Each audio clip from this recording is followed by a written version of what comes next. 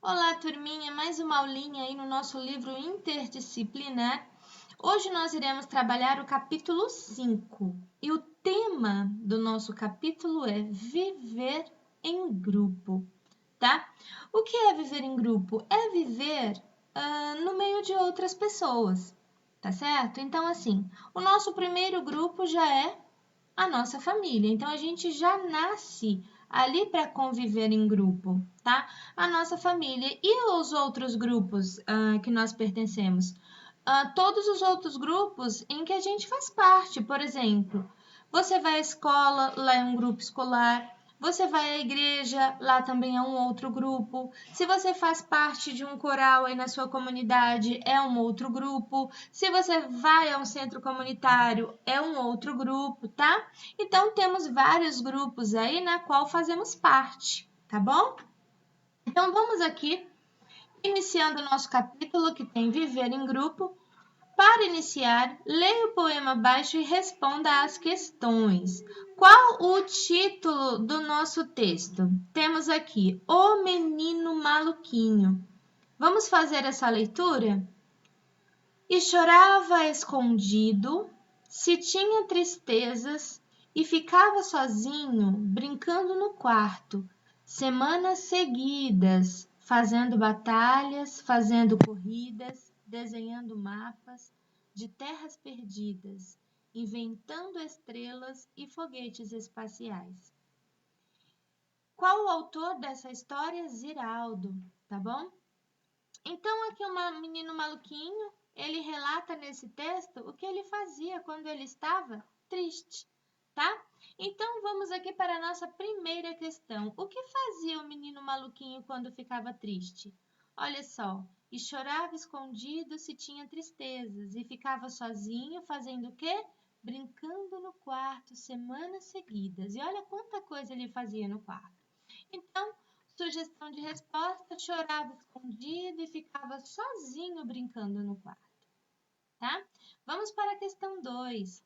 O que você costuma fazer quando está triste? E quando está alegre? Essa é uma perguntinha pessoal, porque está falando sobre você. Quando você está triste, você costuma fazer alguma coisa? Você fica sentadinho aí no cantinho na sua casa, calado, ou você vai fazer alguma coisa para poder acabar com essa tristeza? Conta aí, o que que você faz? E quando você está alegre, o que que você faz? Você vai brincar? Vai comer? O que que você faz? Então, cada um tem um costume, tá bom? Então, escreve aí o que você costuma fazer quando está triste e quando está alegre. Tudo bem? Vamos para o próximo. Aqui nós temos a união faz a força. Sozinho eu não consigo fazer muita coisa, mas quando eu me uno com alguém, eu posso fazer muito mais. Não é assim? Então, vamos lá. Leiam comigo. Os seres humanos vivem em grupo. Ao conviver uns com os outros, os seres humanos devem se respeitar e podem se ajudar. Juntos, eles conseguem construir uma vida melhor. Existem diferentes grupos sociais e cada um de nós pertence a mais de um grupo.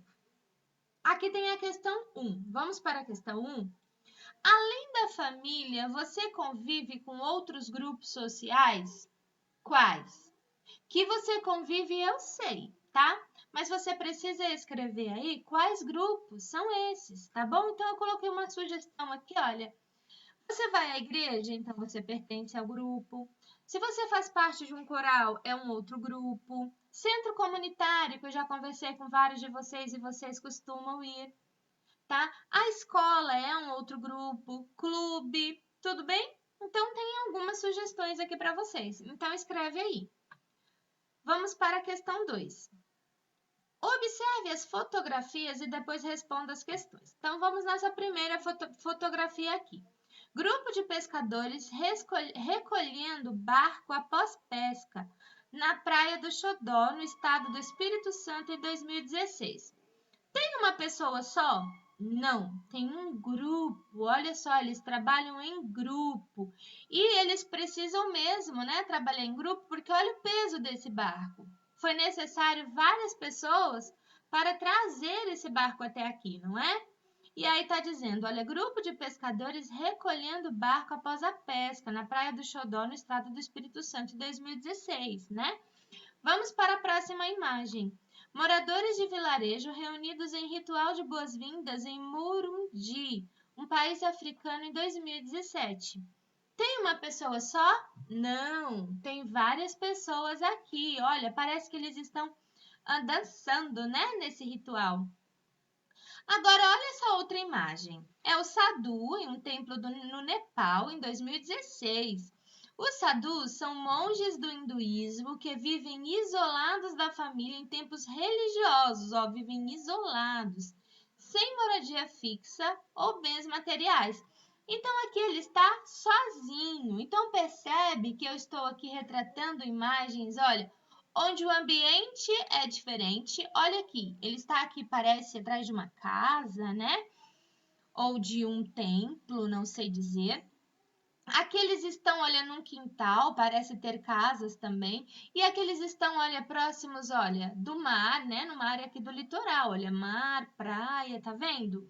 Os ambientes estão diferentes, as roupas que eles estão vestidos são diferentes. Então, se trata, aqui, trata de grupos diferentes, né? E aí, tem aqui na questão A, você vê diferença no modo de vida das pessoas que aparecem nas três fotografias? Vocês veem? Porque eu vejo, tá? Vou colocar uma sugestão aqui para vocês. Olha, nas imagens 1 e 2, que é essa imagem, são grupos, tá vendo? São várias pessoas. Enquanto na terceira, que é essa imagem aqui, é apenas uma pessoa. Né? Então, já veja a diferença aí, olha, aqui trabalham em grupos, sozinho. As roupas também são diferentes e os ambientes retratados também são diferentes, tá? Uma sugestão, se vocês quiserem colocar mais coisas, vocês podem colocar, fiquem à vontade, tá? Agora, vamos para a questão 2. Aqui na questão 2 eu tenho, que fotografia você achou mais interessante? Foi a 1, foi a 2 ou foi a 3? E aí você achou mais interessante por quê? E daí você coloca aqui, tá bom? Por que você achou mais interessante a fotografia escolhida? Tudo bem? Vamos para a próxima. Aqui nós temos um texto e uma questão, tá? Então vamos lá. Muitas pessoas moram com a família, mas também há pessoas que moram sozinhas. Todas elas podem ter amigos que as ajudam quando é preciso ou que as encontram para conversar, para sair e para se divertir. Você, sua família, seus amigos, seus vizinhos e as pessoas da escola onde você estuda, da rua e do bairro onde moram formam uma comunidade. Sua comunidade pode ser uma pequena cidade, um bairro, uma aldeia indígena ou um conjunto de casas no campo. Muitas pessoas gostam de trabalhar em grupo. E aí nós vamos aqui para a questão 3, tá bom? Na questão 3 eu tenho o seguinte, observe a fotografia e troque ideias com os colegas. Não temos coleguinhas aqui, é só você e eu, tá? E aí tem uma imagem e embaixo da imagem tá assim, mutirão de trabalho na cidade de Caturama, no estado da Bahia, fotografia de 2014. Olha só um monte de gente trabalhando na construção de uma casa. E aí pergunta, o que essas pessoas estão fazendo? Né? E aí tem assim, ó, multirão. Aí vem o significado de multirão aqui, olha, não esqueçam de olhar. Trabalho feito em grupo, gratuitamente, para ajudar o membro do lugar onde se vive. Geralmente, assim, nas periferias, as pessoas se juntam para bater laje, não é? Então, até parece que eles iam estar batendo uma laje, né? Mas a laje aqui já está batida, ou isso daqui é sua laje, eles estão fazendo concreto para colocar em cima. É o que aparenta, né? E aí vem pergunta, o que essas pessoas estão fazendo? O que você acha? pode colocar aí com suas próprias palavras. Aqui é apenas uma sugestão, tá bom? Essas pessoas estão construindo a estrutura que pode ser de uma casa, tá? O que aconteceria se elas não trabalhassem juntas? Se não tivesse esse grupo, tivesse apenas uma pessoa, esse trabalho ia ser rápido, como vai acontecer aqui? Não. O trabalho ia demorar muito mais, tá bom? E sem previsão, né? Porque a construção geralmente é um trabalho que é para ser feito em grupo, né? Para poder agilizar o processo. Então, coloca aí como sugestão, ou se você quiser colocar uma outra resposta, fiquem à vontade. A construção levaria muito mais tempo. Tudo bem? Vamos para a próxima página. Aqui na questão 4, escreva uma frase com as palavras a seguir. Nessa frase, você vai ter que colocar viver, a palavrinha grupo e a palavrinha amigos. Você vai formar a sua frase. Eu vou colocar uma sugestão aqui. Eu gosto de viver em grupos e de ter muitos amigos. É a minha. Um exemplo, você pode construir a sua. Se você tiver essa ideia, pode até usar a minha, mas eu sei que vocês são cheios de ideia e vão ter aí um monte de frases para colocar utilizando essas 3 palavras, tá? Vamos para a questão 5. Leia as palavras a seguir e copie as que indicam o que há em sua comunidade. Então, vamos lá. Tem padaria? Então, faz um círculo aí, tá bom? Porque é uma resposta pessoal. Tem casa? Tem banco? Tem indústria? Tem. Aqui na nossa comunidade tem tudo isso, tá? Tem correio, tem hospital, tem supermercado, tem escola, shopping. Aqui no nosso bairro não tem, mas no bairro próximo tem. Se tratando do nosso bairro, não tem, tá? Mas tem igreja, tem prédio alto, tem açougue, tem oficina mecânica, tem loja de eletrodomésticos, livraria, não vejo. Quando eu vou à livraria, eu vou num outro bairro, não no meu bairro, tá? Que eu moro aqui pertinho de vocês. E aí vocês vão marcar, tá bom? Vamos para 6. Questão 6. Os grupos sociais podem sofrer mudanças. Na sua família, por exemplo, pode nascer um irmão, ou a avó vir morar na sua casa. Na escola, sempre há um novo colega ou alguém que se muda para outra escola. Converse com seus colegas e conte alguma mudança que você já vivenciou em algum desses grupos sociais. Então, coloque aqui, ó, com as suas palavras, o que já aconteceu de mudanças aí na sua vida, em algum grupo que você pertence, tá bom? Na sua casa, você pode falar da sua casa. Você mora com os seus pais? Você já teve a chance de conhecer um irmãozinho mais novo? Você tem um irmãozinho mais novo? Então, quando essa pessoinha chegou que mudou toda a rotina da sua casa?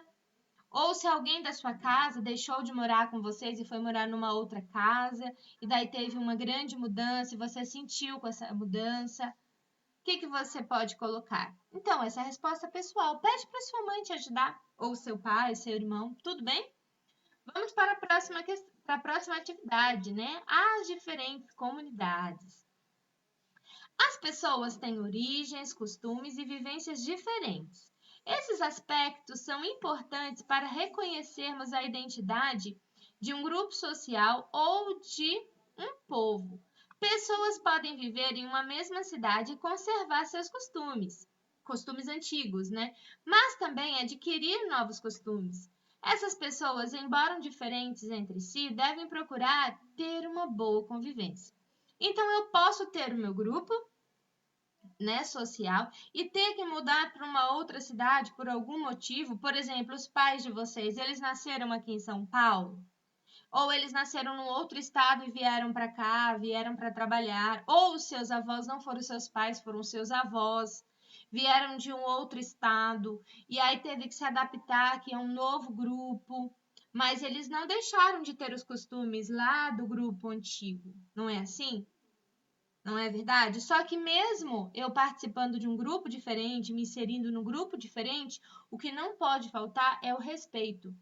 Tudo bem? Então, independente de qualquer coisa, eu devo respeitar todos os grupos sociais.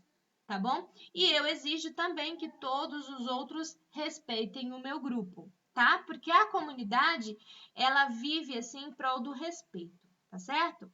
E aí, então, aqui eu tenho a imagem 1, quadrilha de festa junina em praça no centro da cidade de Buenos Brandão, no estado de Minas Gerais, em 2016. Olha a festa junina. E aqui tem, olha, uma área rural, casa em área rural com antena parabólica em município de Maravilha, no estado de Santa Catarina, em 2017. Questão 1. Qual fotografia apresenta um costume que era do campo e agora também pertence à cidade? O que ela retrata? Então, um costume que era do campo e agora pertence à cidade, aqui, ó. A fotografia 1. Ela retrata a festa junina, uma comemoração tipicamente do campo que foi adotada pela cidade. Tá vendo? Então, é uma cidade tendo aí um costume, fazendo aí, né, o que era um costume do campo, tá? E aqui nessa outra imagem, é uma área rural, mas o que eu posso observar nessa imagem aqui que veio da cidade, um costume da cidade? Porque olha, o que você vê na fotografia 2 que comprova um costume da cidade que chegou ao campo? Estão vendo? Olha a antena parabólica. Isso daqui é um costume da cidade, assistir televisão, né? Então, a gente pode colocar: a antena parabólica indica a presença de energia elétrica e o hábito de assistir à televisão. Tudo bem? Ok, então vamos para a próxima. Outro textinho aí. Há comunidades que têm cultura própria e modos de vida diferentes de outras do Brasil. Elas preservam rituais, crenças, tradições e conhecimentos próprios sobre saúde, agricultura e ambiente, por exemplo.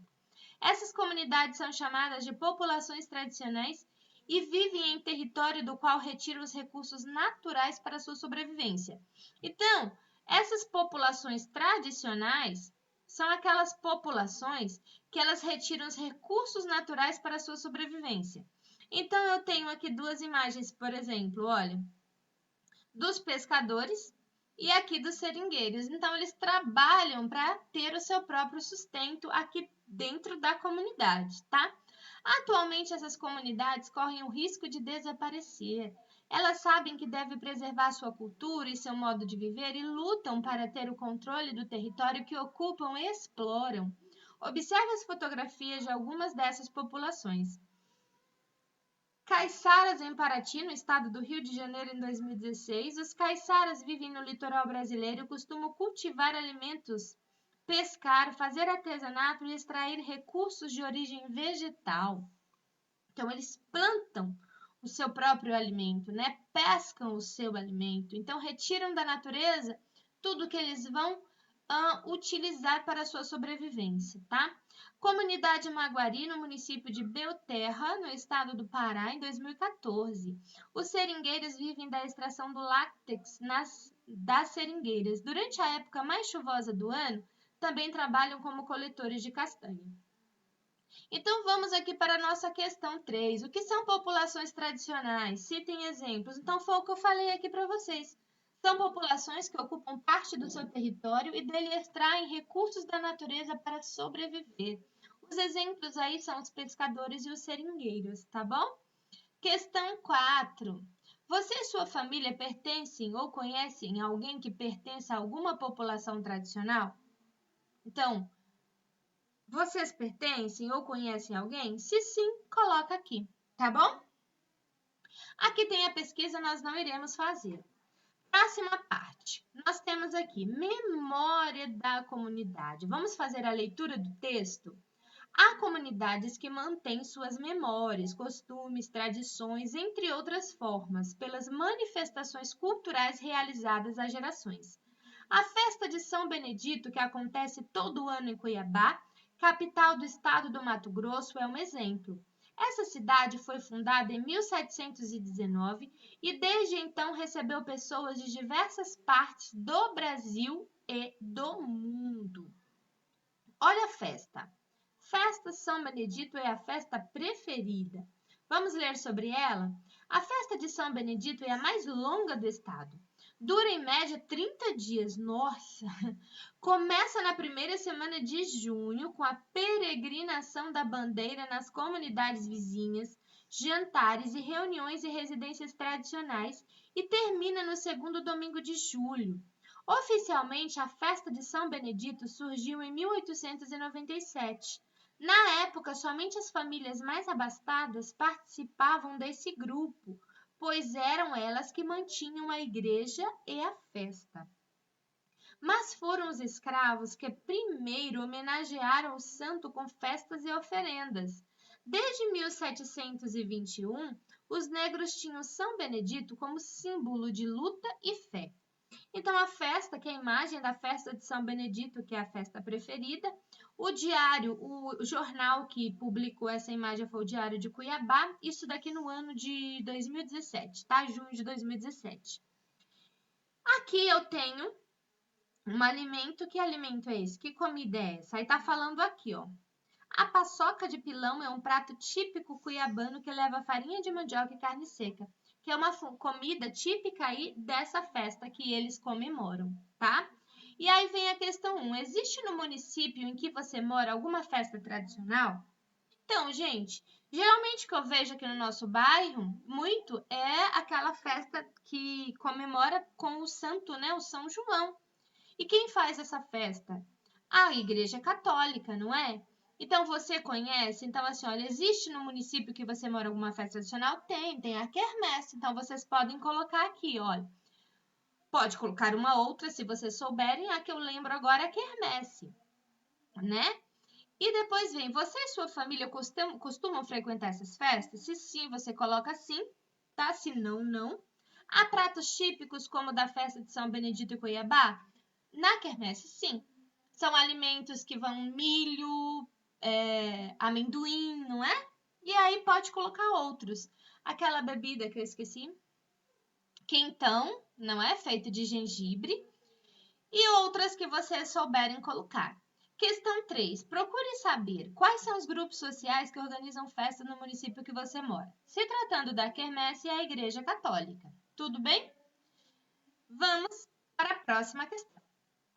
Próxima questão não, próxima página. No campo e na cidade, as comunidades deixam sua herança cultural para as próximas gerações. Uma dessas heranças pode ser a arquitetura do lugar. O litoral do Nordeste do Brasil recebeu uma grande influência portuguesa, indígena e dos negros escravizados no início da colonização. Nessa época, a região foi a grande produtora de açúcar para os mercados europeus. A influência portuguesa pode ser vista nas igrejas e em outras construções coloniais que existem até hoje nas cidades da região. Já o sul do Brasil é a região que recebeu muitos imigrantes europeus, principalmente italianos e alemães. A presença desses dois grupos pode ser percebida pelo sobrenome das pessoas, pela influência da culinária, pela arquitetura local, pelas festas, entre outros aspectos. Daqui tem a imagem de um lugar, que é o prédio na cidade de Feliz, no estado de Santa Catarina, em 2016. Este estilo de construção encontrado no sul do Brasil é parecido com o de alguns locais da Europa, principalmente da Alemanha, tá?